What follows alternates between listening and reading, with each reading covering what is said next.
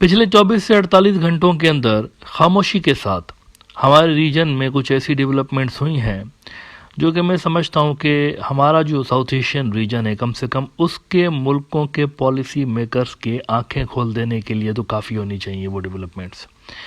देखें, आपको पता है कि हमारे रीजन के अंदर एक अमेरिका ने एंट्री मारी हुई है और उन्होंने इंडो पैसिफिक स्ट्रेटजी अपनी एक डिज़ाइन की हुई है काफ़ी साल से लेके, और वो उस पर काम भी कर रहे हैं। और इट्स एन ओपन सीक्रेट कि Indo Pacific strategy basically Indian Ocean region से क्रॉस होने वाले समुद्री रास्तों के ऊपर कंट्रोल हासिल करने की और उसके ऊपर अपना असर और रसूख बढ़ाने की एक स्ट्रेटजी है।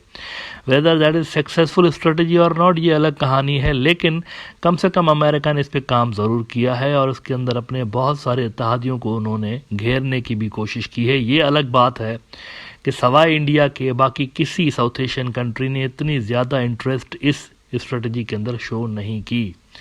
बांग्लादेश को बहुत ज़्यादा इन्होंने तंग किया, और पिछली भी जो शेख हसीना की गवर्नमेंट थी उसके अंदर आप जानते हैं कि ड्राफ्ट भी एक्सचेंज हुए कि आपका क्या रोल होगा इस स्ट्रेटजी में, और बांग्लादेश ने फिर अपना वर्जन भी निकाला। आपको याद होगा इन्होंने स्टडी करने के बाद ये जवाब दिया था कि हम किसी मुल्क के ख़िलाफ़ इस्तेमाल नहीं होंगे, लेकिन जहाँ तक बात होगी डेवलपमेंट की तो उसमें हम कोऑपरेट करेंगे। तो यानी बीच में वो हट जा बाबू बोल के शेख हसीना की सरकार जो है वो बीच बचाव करके निकल गए किसी तरह से पिछले टर्म में। लेकिन इस टर्म में उनके ऊपर जाहिर सी बात है दबाव बढ़ेगा, क्योंकि अमेरिका सर तोड़ कोशिश कर रहा है मुख्तलिफ मुल्कों को इस स्ट्रेटजी के अंदर घेरने के लिए। अभी तक साउथ एशिया में उनको इंडिया ही मिला है सिर्फ, अलबत्ता आसियान वाले बिल्कुल भी इंटरेस्टेड नहीं है। लेकिन एक बात यहाँ पर क्लियर कर दें कि आसियान वाले मुकम्मल तौर पर चाइना के असर में भी नहीं है, वो बीच में अपनी ही अलग दुनिया है उनकी। ये बात उनकी माननी पड़ेगी कि वो हमेशा ब्लॉक पॉलिटिक्स के ख़िलाफ़ रहे और वो इनकरेज नहीं करते इस तरह की जियो पॉलिटिक्स को। लेकिन हमारे मुल्क में फंस गए, इंडिया के अंदर जो मोदी सरकार है वो फंस गए, वो सेंट्रल पिलर बन गए, मतलब एशिया के अंदर सेंट्रल पिलर। इस स्ट्रेटजी का नाम ही इंडो पैसिफिक इन्होंने इसलिए लगाया क्योंकि इंडिया है ना, तो इंडिया का इसमें रोल इन्होंने सेंट्रल रखना था, तो स्ट्रेटजी के नाम के शुरू में ही इन्होंने इंडिया लगा दिया, इंडो पैसिफिक। पैसिफिक और इंडिया दोनों मिला के उन्होंने तो ये कर दिया। अब पिछले दिनों भी ये जो टॉप के अमेरिकन नेवी के बंदे यहाँ पर आए कमांडर, उनका ज़रा स्टेटमेंट देख लीजिए वो क्या कह रहे हैं। अभी भी वो कह रहे हैं कि इंडिया का मेन रोल है इसके अंदर। ये ज़रा स्टेटमेंट देखिए, उसके बाद में आता हूँ उस डेवलपमेंट पे जो मैंने कहा ना प्रोग्राम के शुरू में कि 24-48 घंटों में 2-3 बहुत बड़ी डेवलपमेंट्स हुई हैं जो कि रीजन के पॉलिसी मेकर्स की आंखें खोल देने के लिए काफ़ी हैं। वो क्या है इस पर भी आता हूँ, लेकिन ज़रा ये स्टेटमेंट देखिए।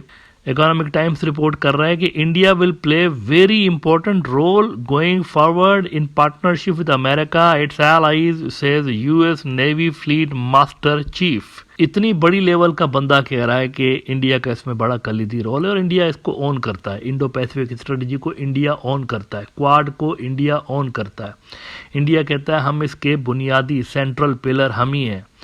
लेकिन पिछले 24-48 घंटों में कुछ ऐसा हुआ है जिसको देखकर यूं लग रहा है कि इंडो पैसिफिक स्ट्रेटजी अभी तक जो कि कामयाब नहीं हुई, रीजन में बहुत सारे मुल्क इसका हिस्सा बने ही नहीं, लेकिन इसके जवाब में लग यूं रहा है कि चाइना का काउंटर आ गया है और आते ही छा गया है।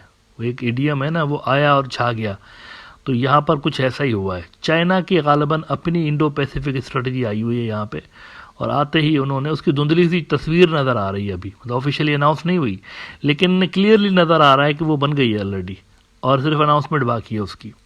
अच्छा, ये बात मैं क्यों कह रहा हूँ, क्योंकि अल जज़ीरा की ज़रा आप ये खबर देखिए। अल जज़ीरा कहता है कि China, Iran and Russia stage joint naval drills in gulf of Oman, military exercises running through March 16 are to involve warships and aviation। China, Iran और रशिया तीनों की इंडियन ओशन के अंदर जंगी मशकें हुई हैं, यहाँ पे ड्रिल्स हुई हैं। अब आप सोच रहे होंगे इसमें कौन सी बड़ी बात है। इसमें बड़ी बात यह है जो कि मेहर न्यूज़ एजेंसी ईरान की रिपोर्ट कर रही है। कहते हैं कि Indian Ocean will be no place for enemies in future. ये ईरान की नेवी कह रही है, Indian Ocean will be no place for enemies in future. मुस्तकबिल में दुश्मन के लिए इंडियन ओशन में कोई जगह नहीं होगी। कौन दुश्मन है इनका? शैतान बुजुर्ग। किसको कहते हैं ईरानी? शैतान बुजुर्ग।